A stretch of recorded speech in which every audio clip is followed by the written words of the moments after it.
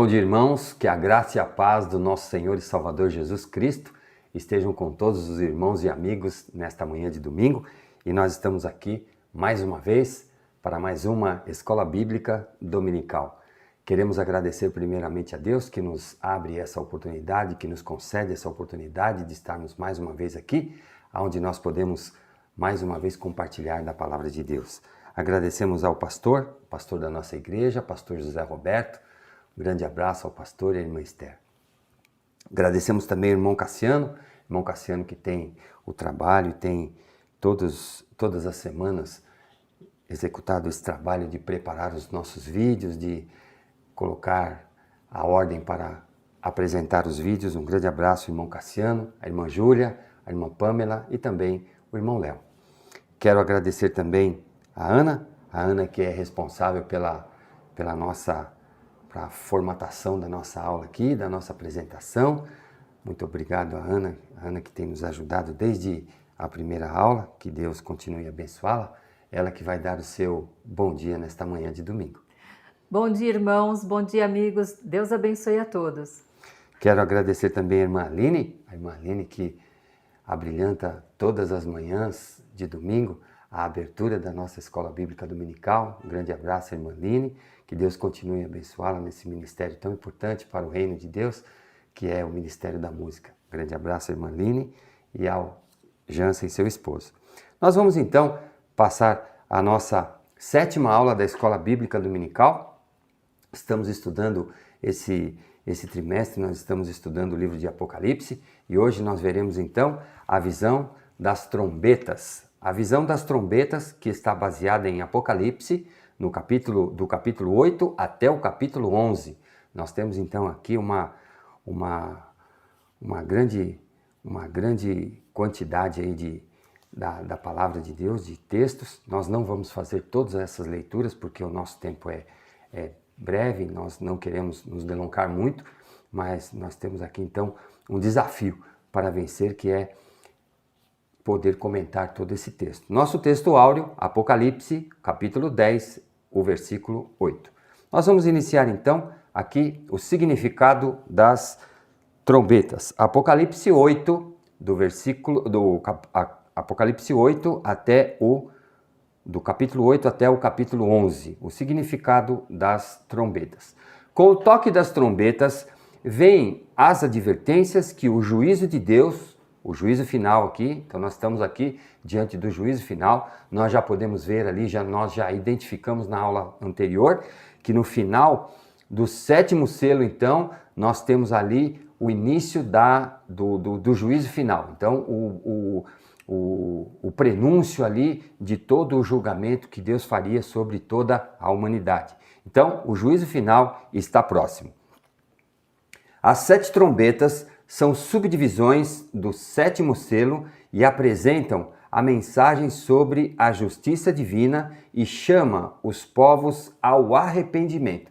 Então nós vemos aqui que através dessa fase aqui, que são as trombetas, nós vamos ver aí as taças. Então essas taças, elas têm o significado de como se fosse o juízo de Deus sendo derramado sobre a humanidade, sendo derramado aqui sobre todos os povos, aqui como o nosso texto mesmo diz. O nosso texto diz aqui, a justiça divina é chamada, a justiça divina, ela será apresentada aos povos, chamando os povos ao arrependimento, ao mesmo tempo em que aparece uma expressão de desolamento a respeito da falta de arrependimento. Então nós vemos aqui que a visão, o prenúncio do fim, o prenúncio do juízo final, então nós vamos ver que vão acontecer fatos que são marcantes e nós vemos também a situação de um desalento. João aqui, ele sente nessa situação, durante essa situação do julgamento, próximo do julgamento, que os povos, que a humanidade não está muito preocupada. Ela está muito desatenta ao que está acontecendo e não existe, então, assim, o apóstolo João percebe que não existe uma condição de arrependimento dos povos. Então nós vemos que essa situação, ela provoca aí um desalento. Então, as 4 primeiras trombetas apresentam desastres naturais. Então, as 4 primeiras trombetas está baseada aí em Apocalipse 8, do versículo 7 até o versículo 3, depois os irmãos podem ler, ou então os irmãos acompanhem aí nas suas Bíblias. Então, essa parte aí, a partir do versículo 7, então, apresentam desastres naturais que provocam uma destruição interferindo no meio ambiente. Então, a gente já não está muito longe disso, né? Então, a gente tem visto aí o nosso meio ambiente aí, nós temos visto que o nosso meio ambiente tem sido muito sobrecarregado, muito maltratado pelo ser humano, e esses reflexos desse distrato com o nosso meio ambiente, nós estamos sentindo aí. Então, nós vemos aqui, o primeiro ponto aí traz destruição de árvores e ervas. Então, essa destruição aí para nós, a gente já começa a ter uma ideia, né, do que isso significa.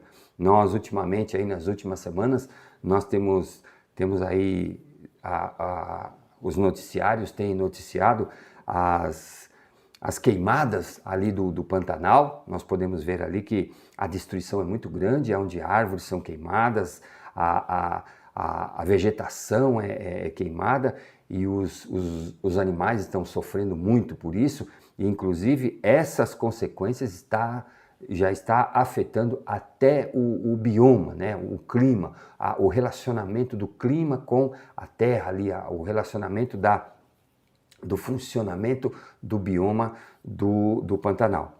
Ainda também nós temos aqui contaminação do mar e morte de animais marinhos. Isso daí também não é muita surpresa para nós, né? Não é de tudo estranho, porque a gente já consegue identificar isso se nós olharmos para a grande Baía de Guanabara, nós vemos que ela está extremamente poluída, e nós temos aqui já uma noção do que é esse tipo de catástrofe, né? Essa interferência do meio ambiente. Então nós vemos ali que, devido à contaminação do mar, a morte de animais marinhos. Também a contaminação de rios e fontes. Isso daí também não é muito surpresa para nós, não é um fato desconhecido.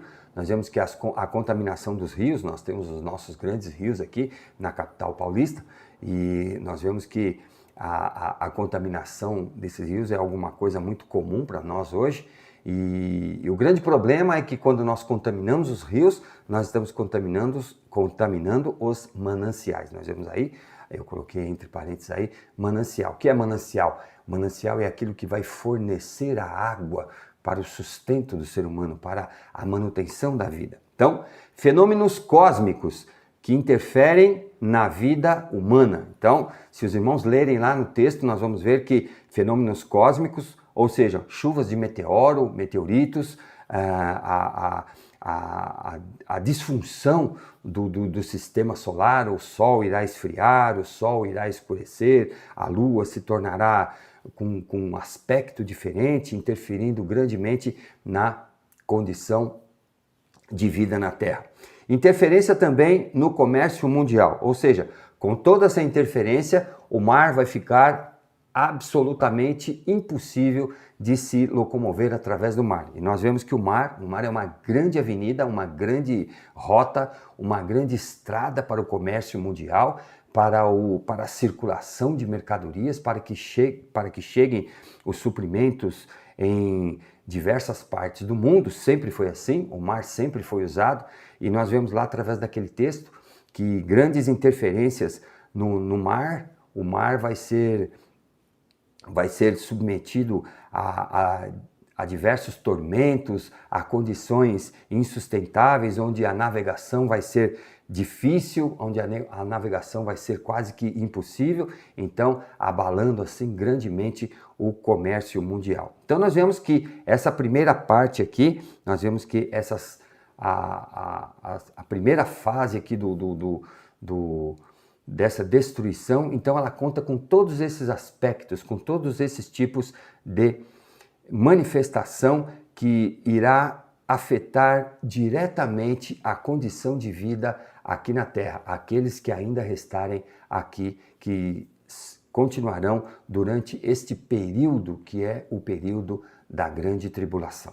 A quinta trombeta, Apocalipse 9, do versículo 1 até o versículo 6. Então nós temos esse texto aqui que vai falar já da segunda parte do anúncio das trombetas, que o anjo tocou as trombetas. Então do versículo 1 até o versículo 6, que a Ana vai ler para a gente. O quinto anjo tocou a trombeta e viu uma estrela caída do céu na terra, e foi-lhe dada a chave do poço do abismo. Ela abriu o poço do abismo e subiu fumaça do poço como fumaça de grande fornalha, e, com a fumaceira saída do poço, escureceu-se o sol e o ar. Também da fumaça saíram gafanhotos para a terra, e foi-lhes dado poder como o que tem os escorpiões da terra. E foi-lhes dito que não causassem dano à erva da terra, nem a qualquer coisa verde, nem a árvore alguma, e tão somente aos homens que não têm o selo de Deus sobre a fronte. Foi-lhes também dado, não que os matassem, e sim que os atormentassem durante 5 meses, e o seu tormento era como o tormento de escorpião quando fere alguém. Naqueles dias os homens buscarão a morte e não a acharão, também terão ardente desejo de morrer, mas a morte fugirá deles.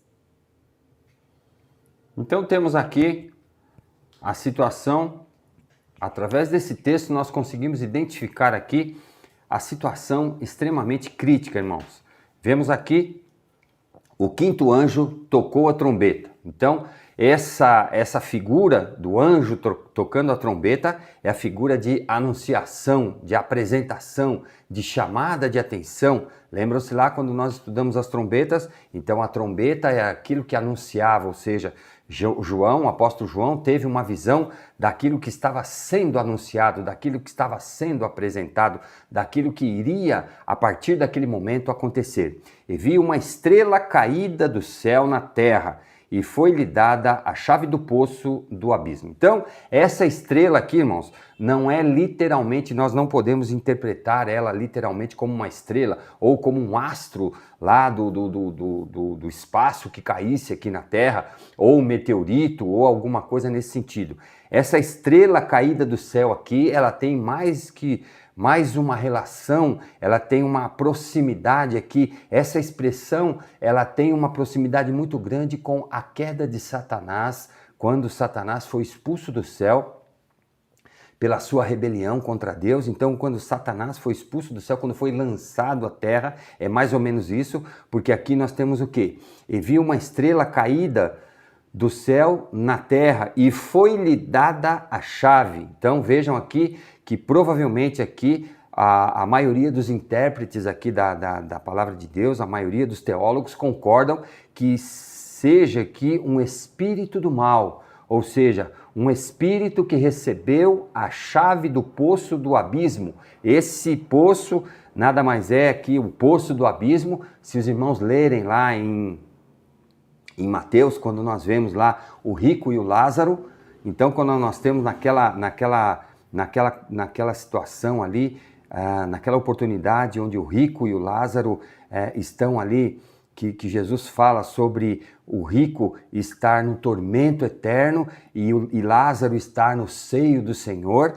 Então nós vemos que o rico pede, né? O rico pede a Deus que mande alguém lá, que alguém fale, mas existe um abismo, existe uma separação muito grande. Então, esse abismo aqui é justamente essa distância entre céu e o inferno. Então, existe aí uma lacuna aí que vai ser esse local, esse abismo de grande sofrimento. Então, essa figura aí, essa representação, ela tem mais a ver com essa figura da palavra de Deus. O versículo 2, ela abriu o poço do abismo. Então vejam que esse espírito, que essa criatura, ela tem aí então o controle, ela tem o poder de abrir esse poço, e aí nós vemos aí os acontecimentos a seguir. E subiu uma fumaça do poço como fumaça de uma grande fornalha. Não precisa explicar muito, né, irmãos? Essa fornalha, essa fumaça aí, é fogo de enxofre, irmãos, é o inferno. Realmente nós podemos identificar aqui a situação catastrófica em que o fim, em que o juízo final vai se arquitetando aí. Nós podemos ver aí então toda a destruição de uma grande fornalha, e com a fumaceira saía do poço, com a fumaceira que saía do poço, escureceu-se o sol e o ar. Então nós vemos aí que, mais uma vez então, a interferência no meio ambiente, se nós não tivermos sol, se nós não tivermos um ar límpido, se nós tivermos um ar poluído, e aqui nós podemos ver nitidamente aqui que a fumaça tomou toda a superfície da terra, tomou toda ainda o que existia. Então esse sol, o sol que existia na época, o ar também já estava completamente danificado aí, já estava avaliado, e a ação do sol sobre a terra também. Então nós vemos que aí que a destruição é intensa.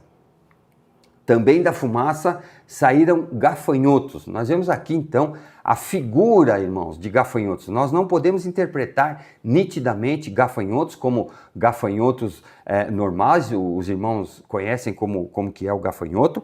O gafanhoto, creio que há um mês ou 2 meses atrás, nós tivemos uma grande nuvem de gafanhotos no sul da América, da nossa América do Sul, lá na parte sul, lá no território lá da Argentina, entre Argentina, Uruguai, Rio Grande do Sul, ali onde as divisas, uma enorme nuvem de gafanhotos, e nós podemos ver que a característica daquele animal é diferente, daquele inseto é diferente desse que João descreve aqui. Gafanhoto aqui seria, no caso, a velocidade. Então, a velocidade do gafanhoto, mas não era propriamente o gafanhoto, porque o gafanhoto ele se desloca com velocidade, ele se desloca em grande nuvem, uma grande quantidade de insetos, mas a figura que João apresenta aqui, de gafanhoto aqui, esse bicho só tem a velocidade e a voracidade do gafanhoto. Nós vamos ver mais para frente aqui, que saíram gafanhotos para a terra, e foi-lhes dado... Vejam, foi dado o poder aos gafanhotos como o que tem os escorpiões da terra. Então nós podemos ver que são insetos diferentes, aí. São aracnídeos, se não me engano, eu acho que é da parte dos aracnídeos. Então nós vemos aqui que esses escorpiões e os gafanhotos, eles são distintos. Então juntou-se a característica dos dois, porque o escorpião, ele é lento, irmãos. Ele vai se arrastando. O escorpião não voa, mas o gafanhoto sim. Então, juntou a periculosidade aqui, o ataque do gafanhoto, o poder de ataque do escorpião, a velocidade, a abrangência e a quantidade do gafanhoto. Então, imaginem os irmãos aqui, escorpiões voando na velocidade dos gafanhotos, com a quantidade de gafanhotos e com a voracidade dos gafanhotos. Então, esses insetos aqui, eles infestaram toda a terra. Então, nós continuamos aqui, e foi-lhes dito que não causassem dano à erva. Vejam aí como é diferente, porque o gafanhoto ele come nada mais, nada menos do que a erva. O gafanhoto só ataca a erva. E lá no fundo, lá no sul, lá quando aconteceu essa nuvem de gafanhotos lá na Argentina, os lavradores, os agricultores do sul estavam preocupados porque eles iriam atacar as lavouras de trigo. Então, eles iriam atacar toda a erva plantada. E aqui vejam que a característica aqui do gafanhoto foi trocada. Então, foi alterada. Não iam atacar a erva. Então, não causavam danos à erva da terra. E nem qualquer coisa verde. Vejam que diferença. Então, ele tinha a característica de velocidade, de quantidade e de rapidez do gafanhoto, mas era a característica de ataque do escorpião. nem a árvore alguma, e tão somente os homens. Então vejam aí que esses gafanhotos, irmãos, misericórdia, eu não consigo, até me arrepia de lembrar disso daqui, porque eu fico imaginando aquela nuvem, uma nuvem como a nuvem de gafanhoto, ela chega a fazer sombra quando ela está se deslocando. E aqui, em vez de gafanhotos, seriam escorpiões, irmãos. O bicho nossa, é muito agressivo. Então nós vemos que esses escorpiões iriam atacar os homens. E todos os homens que não tinham o selo de Deus sobre a sua fronte. Então nós vemos aqui que o ataque desses animais, desses insetos, eram específicos. Então, eles foram aqui, João dá a característica aqui, ele descreve um inseto aqui, que é um místico entre o gafanhoto e a ferocidade do escorpião, e nós vemos que ele vai atacar exclusivamente os homens, o ser humano. Versículo 5, foi-lhes também dado não que os matassem. Vejam, que interessante, porque o veneno do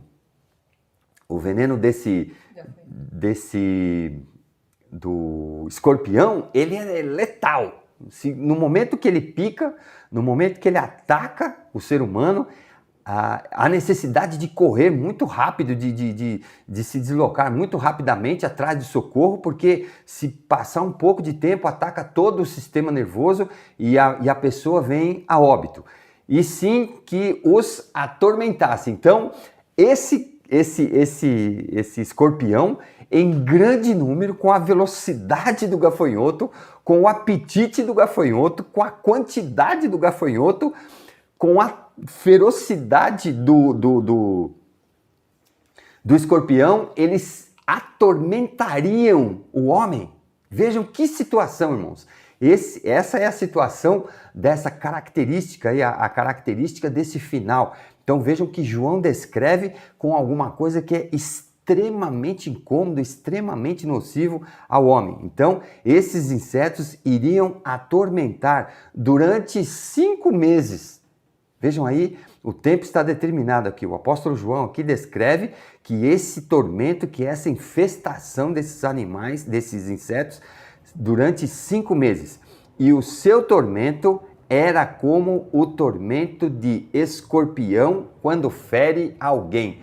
Irmãos, eu não sei se os irmãos já foram picados de escorpião, eu espero que não, mas a pessoa que já foi ferida por esse, já foi atacada por esse inseto, ela diz que a ferroada desse inseto é extremamente dolorida, queima, chega a queimar. Então nós vemos aqui, nós conseguimos descrever aqui, João descreve a situação em que aqueles que vão viver, aqueles que estavam presentes, que vão estar presentes durante esse período, será quase que insuportável. E nós vamos ver aqui no último texto, aqui no último versículo do nosso texto, a condição o que vai acontecer. Naqueles dias, os homens buscarão a morte e não acharão. Vejam, o desespero será tão grande, a condição de vida será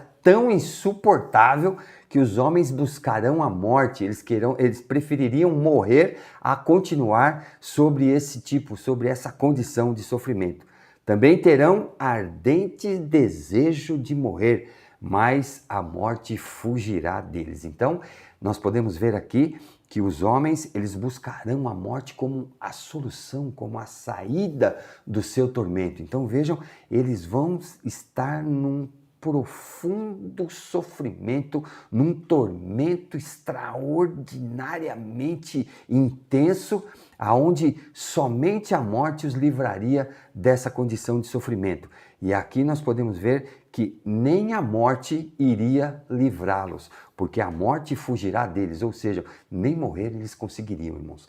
Então eles teriam que passar por esse sofrimento. Então nós podemos ver aqui essa descrição do que vai acontecer no final dos tempos, durante o juízo de Deus, durante o juízo final. A sexta trombeta, Apocalipse 9, do versículo 13 até o versículo 21. Nós vamos ler apenas o versículo 15, parte do versículo 15 e o versículo 16, para termos uma ideia sobre o finalzinho dessa sexta trombeta, e a Ana vai ler o texto para a gente. Para que matassem a terça parte dos homens. O número dos exércitos da cavalaria era de 20.000 vezes 10 milhares. Muito bem, então temos aí a sexta trombeta.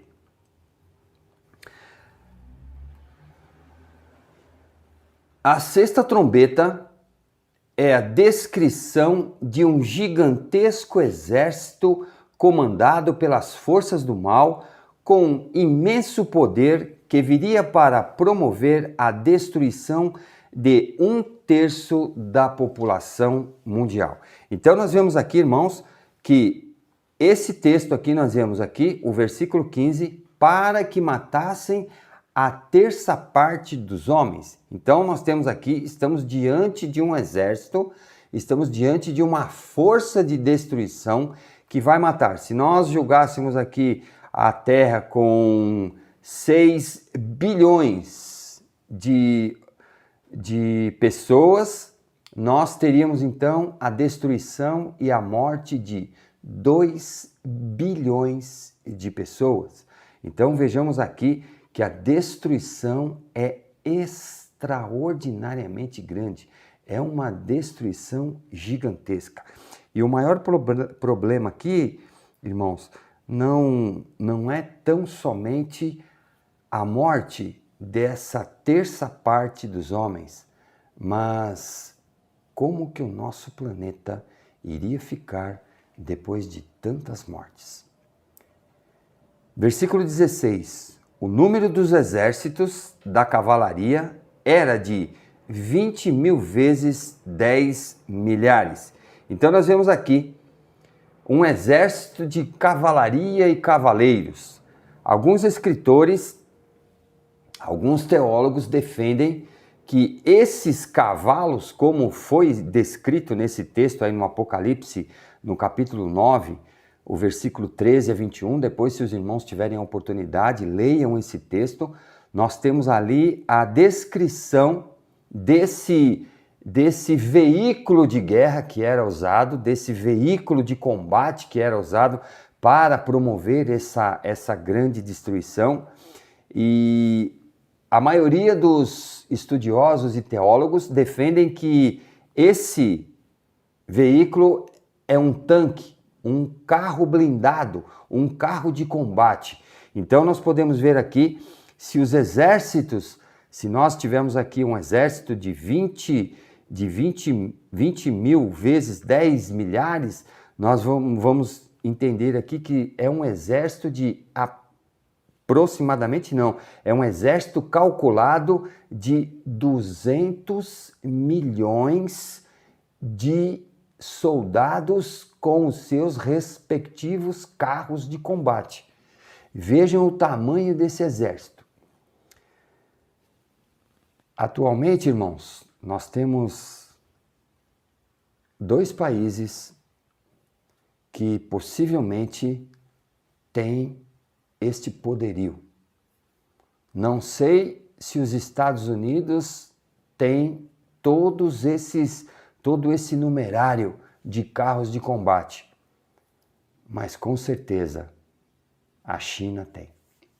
E nós vemos que a China, ela está se tornando uma das grandes potências mundiais, a futura potência mundial, a potência mundial que já está se colocando, já está substituindo o poderio dos Estados Unidos, que nós tínhamos como a potência mundial de até então.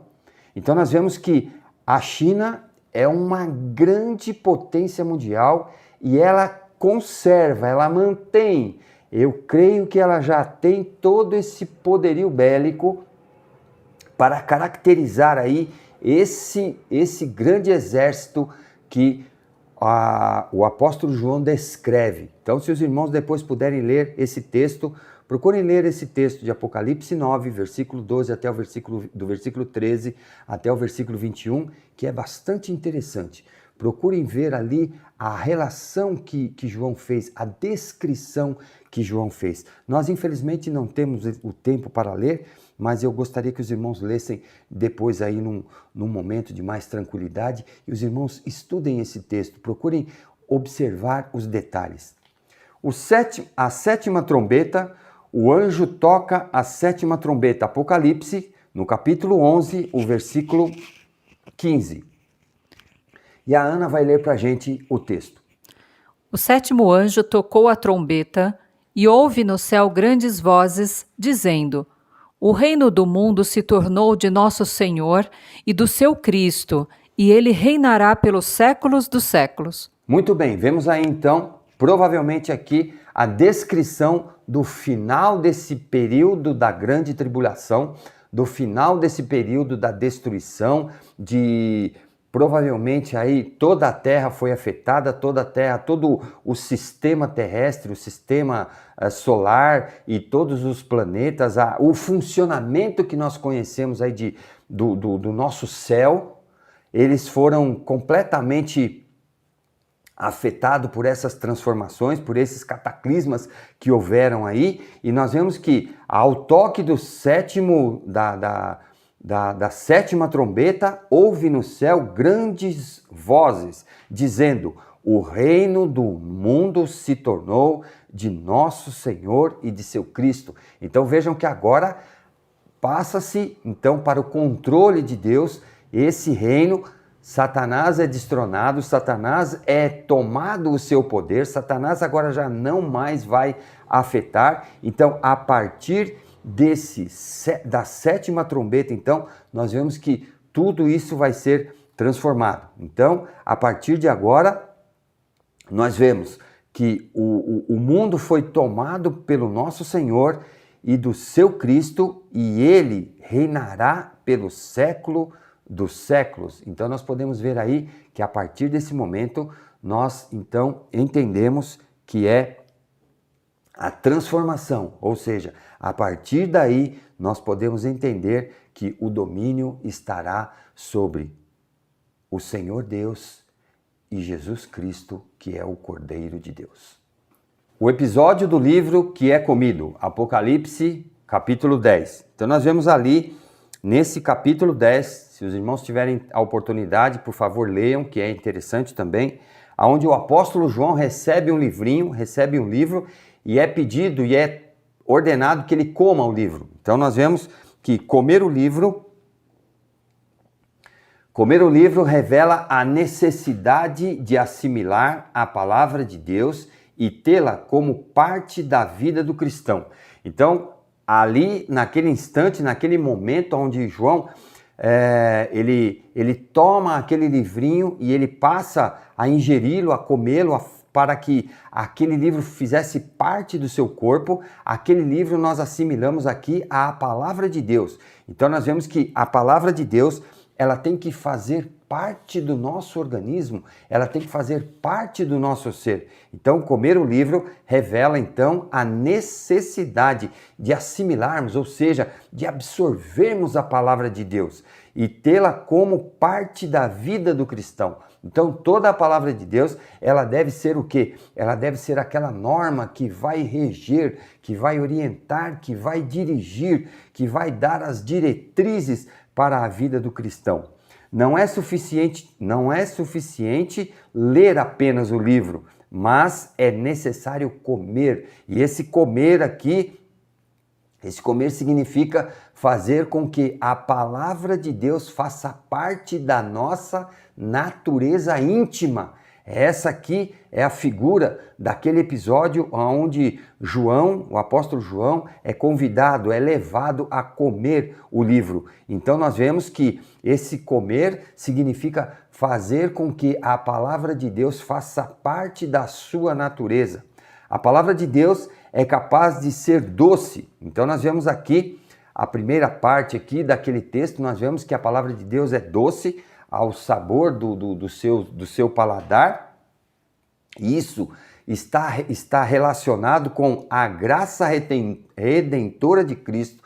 Então nós vemos que através da graça redentora de Cristo, nós não temos mais a ação do pecado, nós temos agora o perdão de Deus, nós temos agora o livre acesso a Deus. Então essa condição nos dá uma condição agradável e é isso que João revela ali. Ela me foi doce ao meu paladar e ao mesmo tempo ser amarga. E esse amargor, o amargor da palavra de Deus, quando fala, não é que a palavra de Deus é ruim, não é que a palavra de Deus vai causar um problema, mas esse amargor é promover a correção do pecador e a reprovação do pecado. Hoje em dia nós não ouvimos mais os pregadores falar sobre o pecado, nós não ouvimos mais os pregadores falar sobre o arrependimento, sobre uma mudança de vida, e a palavra de Deus ela é bem clara, onde nós lemos que nós temos que renovar o nosso entendimento.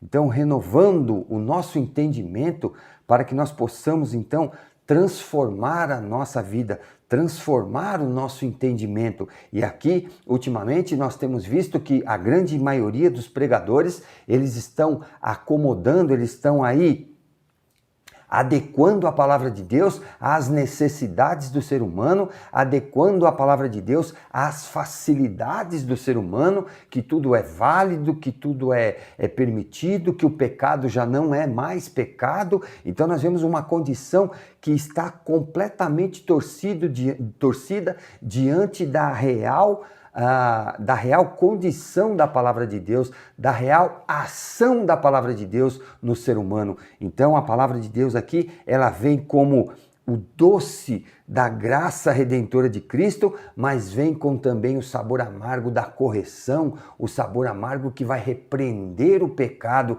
e vai levar o pecador a se transformar. A palavra de Deus nos diz que nós devemos ser renovados, que nós devemos ser transformados. E é exatamente essa a visão que o apóstolo João, o significado dessa condição, daquela circunstância em que o apóstolo João é levado, então, a ingerir aquele livro.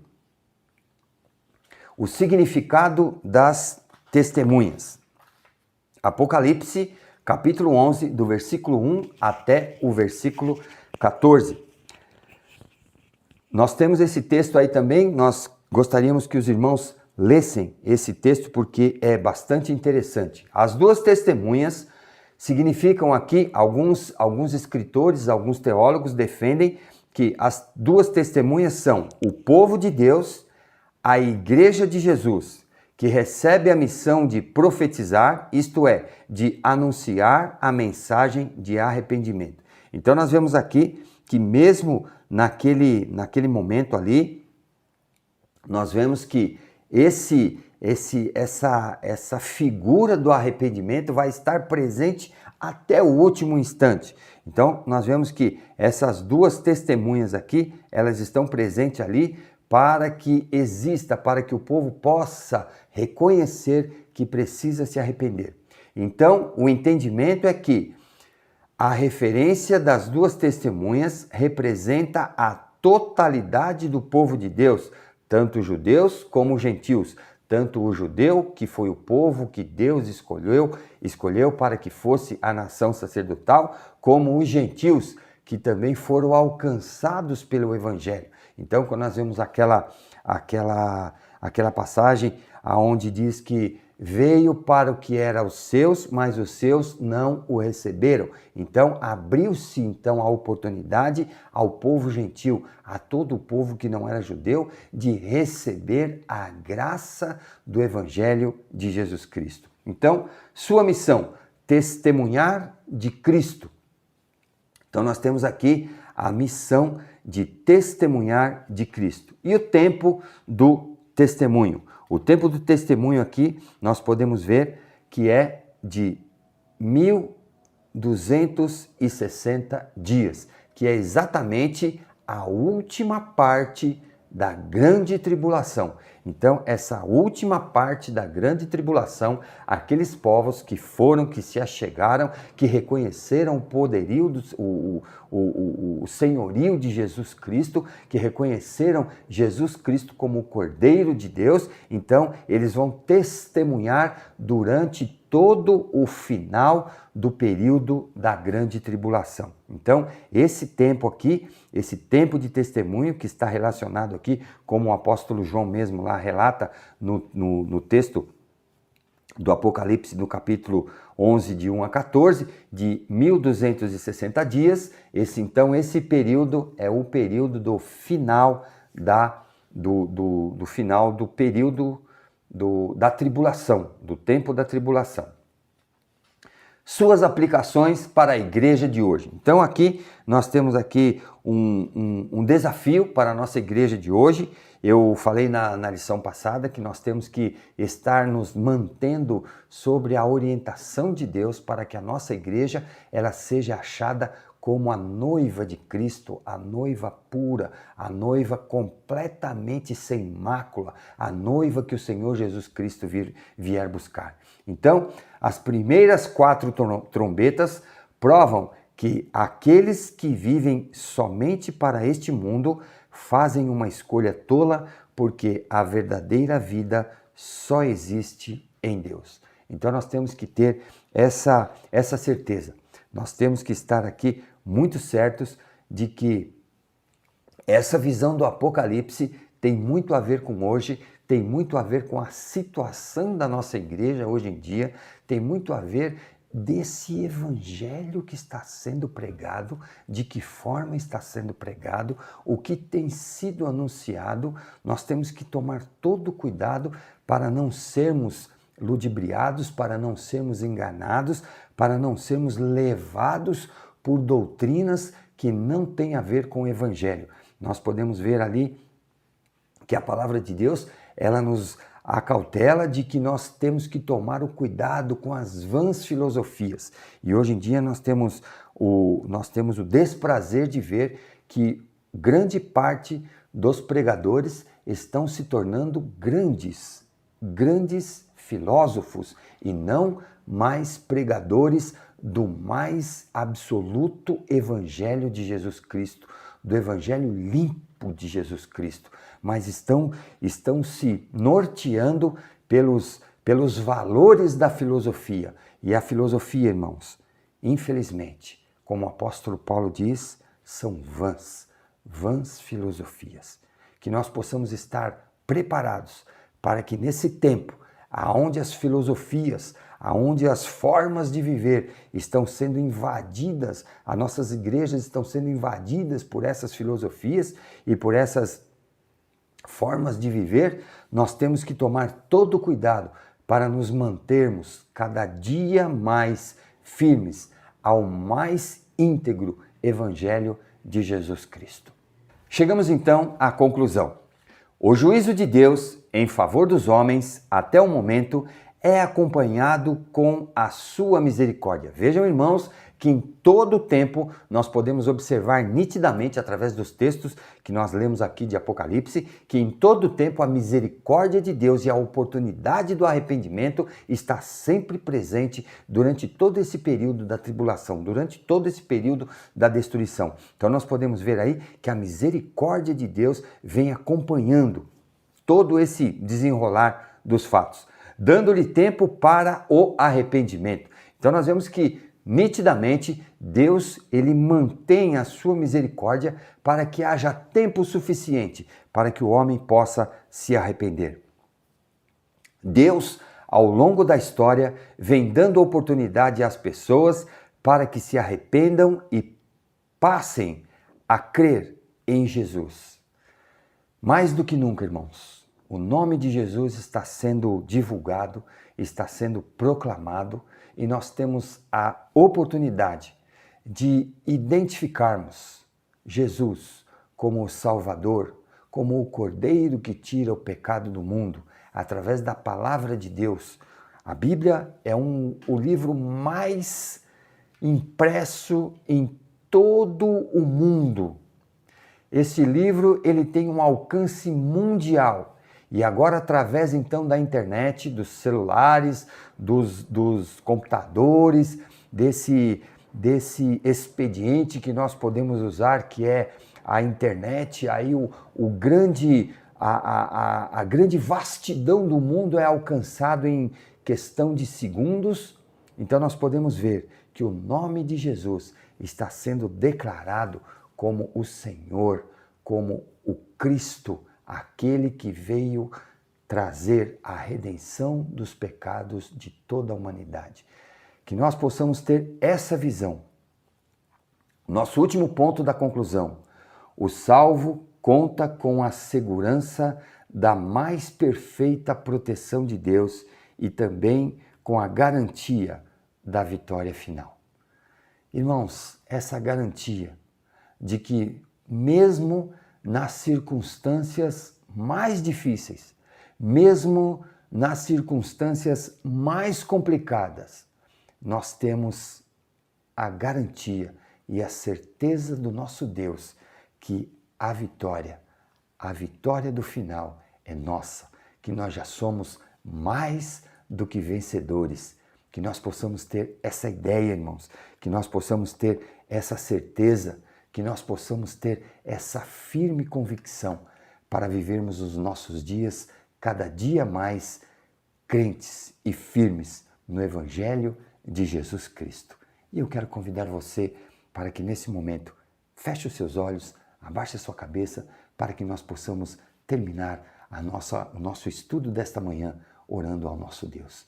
Santo Deus e eterno Pai, nós te agradecemos, ó Pai, por mais esse momento que aqui pudemos passar para juntos aprendermos mais uma porção da Tua Palavra. Obrigado, Senhor, por este momento de compartilharmos essa palavra tão importante, tão rica, Senhor, tão cheia de detalhes, que nos dá cada vez mais a certeza, Senhor, que Tu és o Deus de ontem, de hoje e eternamente. Ó Pai, que Tu, Senhor, através do Teu Santo Espírito, alcance a cada coração nesta manhã, para que nós possamos, ó Deus, sentirmos a doce certeza de termos o nosso Deus que nos dará a vitória apesar de qualquer circunstância. Muito obrigado, Senhor, por esses momentos que aqui passamos. Fica conosco, ó Pai, nos dê um dia na Tua presença, nos dê um dia debaixo da Tua proteção e da Tua paz. Nós oramos agradecidos, ó Pai, com perdão das nossas falhas, em nome do Teu Filho amado Jesus, o nosso Salvador. Amém. Amém. Muito obrigado, irmãos, por mais essa oportunidade, e eu já quero de antemão convidar você para que na semana que vem nós, se Deus assim permitir, nós possamos estar mais uma vez aqui com essa oportunidade de levarmos até você a nossa Escola Bíblica Dominical. Um grande abraço e até lá!